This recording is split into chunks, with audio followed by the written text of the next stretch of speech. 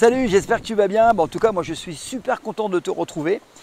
Alors ce sujet, tu l'as vu, tu l'as revu, tu l'as entendu, il fait polémique. Juste aujourd'hui, c'est la dernière fois que j'en parle. En fait, c'est la dernière fois que j'aborde cette thématique des points vitaux en vidéo, car c'est redondant et je pars du principe que si c'est pas compris aujourd'hui, ça ne sera jamais compris. Alors il y a deux catégories, il y a ceux qui ne connaissent pas, qui veulent comprendre, donc là je m'adresse à eux, et puis il y a ceux qui sont de mauvaise foi, qui n'argumentent pas, donc ceux-là je leur demande de quitter tout de suite ma chaîne et en tout cas d'arrêter d'appuyer stop sur le stop de la vidéo parce qu'il n'y a aucun intérêt. Alors ça fait maintenant 45 ans que je pratique les arts martiaux, sport de combat.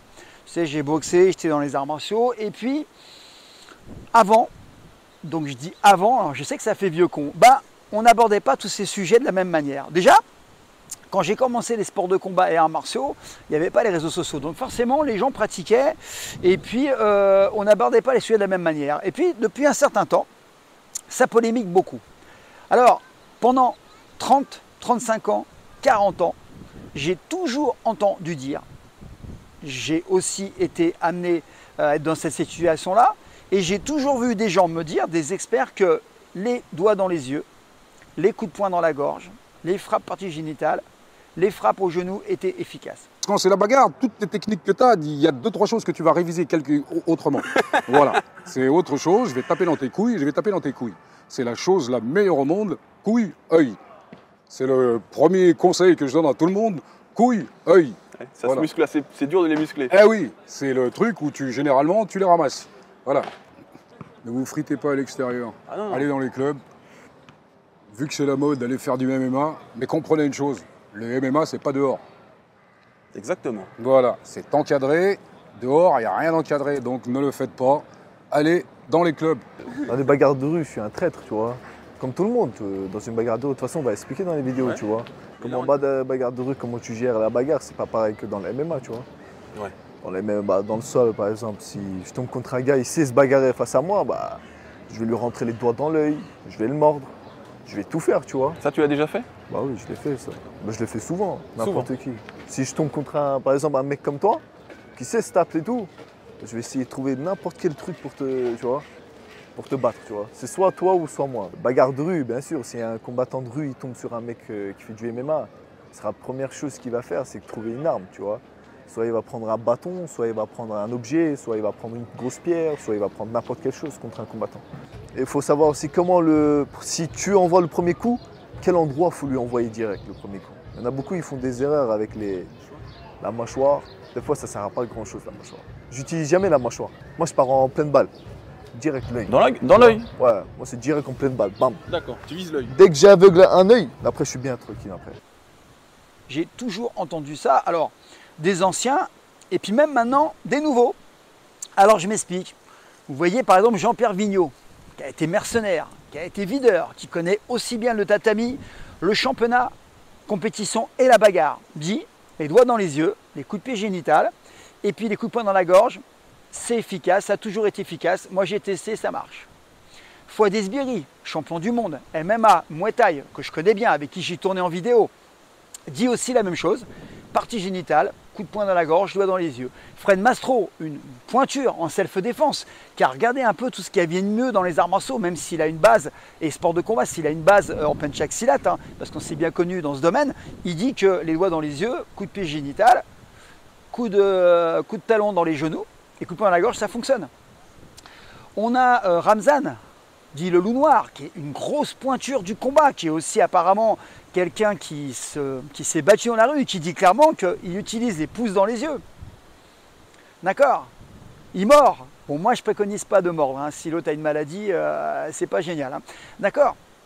Il y en a plein comme ça. Il y a Charles Jousseau qui a été mon professeur, qui a une réputation de bagarreur de rue et qui dit que en penchak silat, ce qui lui a plu, c'est les doigts dans les yeux, les coups de poing dans la gorge, les frappes au génital et les frappes au genou. Et le fait qu'il n'y ait pas de règles et qu'on touche essentiellement les points vitaux. Alors, pour vous dire le paradoxe, c'est que tous ces gens-là ont un passé de rue, ont un passé de sport de haut niveau pour quelques-uns, et puis sont des gens qui ont fait leurs preuves. On est bien d'accord. Alors, quand ils le disent, on n'entend pas d'argument. comme moi je le dis ou d'autres le disent, du Krav Maga ou autre, hein, comme Richard Douyeb qui a aussi fait ses preuves, parce que le Krav Maga c'est quand même l'art des commandos israéliens, comme nous en Penchak c'est l'art des commandos indonésiens. Bah, en fait, quand nous on le dit, ça passe pas. Bah, tout simplement parce que les gens qui le disent sont dans deux catégories. Encore une fois, il y a ceux qui ne l'ont jamais fait, qui n'ont jamais mis coup de pied génital, coup de poing dans la gorge ou dans les yeux, et puis il y a ceux qui sont de mauvaise foi, comme je disais. Mais encore une fois, c'est quand même marrant que pendant 40 ans, il n'y a pas eu de remis en cause de tout ça, et puis qu'il y a des gens qui viennent de nulle part, ou qui viennent des sports de combat, mais non pas de la self-défense, stipulent que ça ne fonctionne pas. Donc, qu'est-ce qui se passe? Il suffit qu'une ou deux personnes disent que ça ne fonctionne pas pour que ça fasse boule de neige, et que les suiveurs arrivent, les fameux suiveurs. Alors les suiveurs, encore une fois, sont deux catégories. Il y a les suiveurs un peu, on va dire, naïfs, qui suivent ceux qui ont des titres dans les sports de combat. Sauf qu'avoir un titre en sport de combat, être professeur en sport de combat, c'est pas être un expert en self-défense, ça n'a rien à voir. C'est comme comparer un champion de rallye avec un champion de Formule 1, ça n'a rien à voir. C'est pas du tout les mêmes conduites, c'est pas les mêmes conducteurs, c'est incomparable. Et puis il y a l'autre catégorie, je le dis, ceux qui veulent faire du buzz en critiquant, en disant un peu n'importe quoi. Mais ça, c'est pas bien grave, parce que celui qui le dit, en fait, quelque part, il a le droit de le dire, il a le droit d'argumenter, il a même le droit de dire qu'il a raison, hein, pourquoi pas, hein, parce que chacun a sa raison. Mais ce qui me gêne un peu, c'est que les suiveurs suivent naïvement. Alors, je vais te poser une question et je vais te demander d'essayer. D'accord? Par contre, tu prends tes responsabilités par rapport à ça.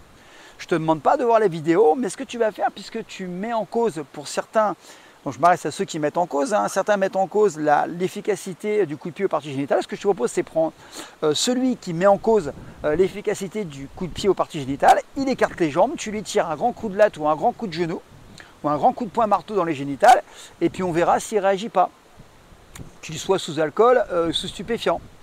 D'accord? Après, là, je ne te le conseille pas parce que là, ça va être beaucoup plus douloureux. Tu mets un coup de pied écrasant au niveau du genou, le genou il sort. Il faut être débile pour dire que ça ne sort pas.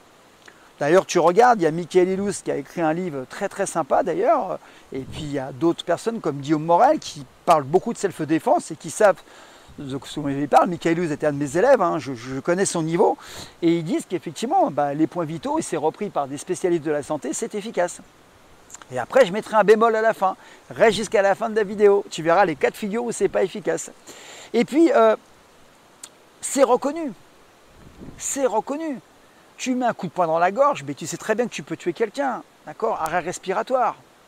C'est ridicule de dire que ça ne fonctionne pas. D'ailleurs, pose-toi la bonne question. Quand tu vois des gens en combat, que ce soit MMA, boxe française ou autre, qui prennent un coup de pied au parti, ils tombent. Alors certains vont dire c'est du cinéma pour gagner du temps, pour récupérer, sauf qu'ils tombent quand même. Et on en voit certains crier. Parfois, il y a arrêt de combat.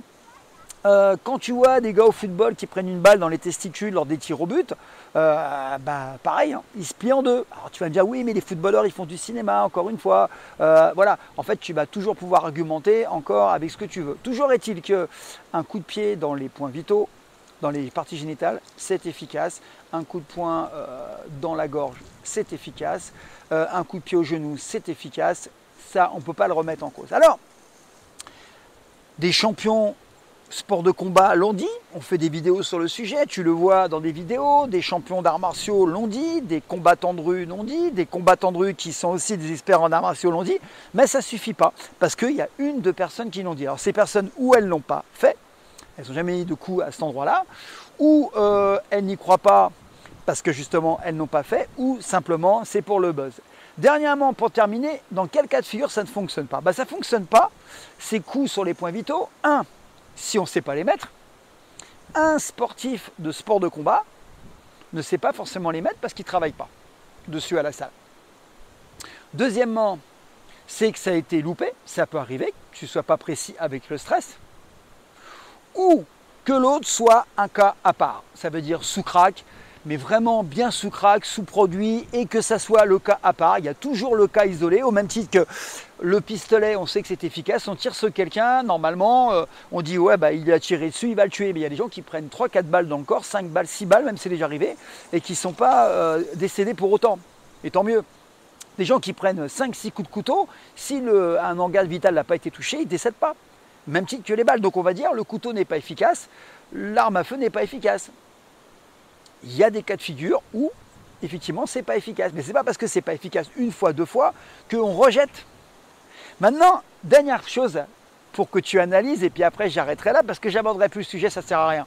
Puisqu'il y a des vidéos qui tournent où il y a des gens connus du milieu des sports de combat qui disent eux-mêmes qu'ils utiliseront les points vitaux alors que ce sont des spécialistes des sports de combat.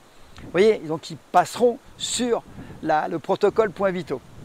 Pour ça, cette dernière question, tu es dans le sport de combat.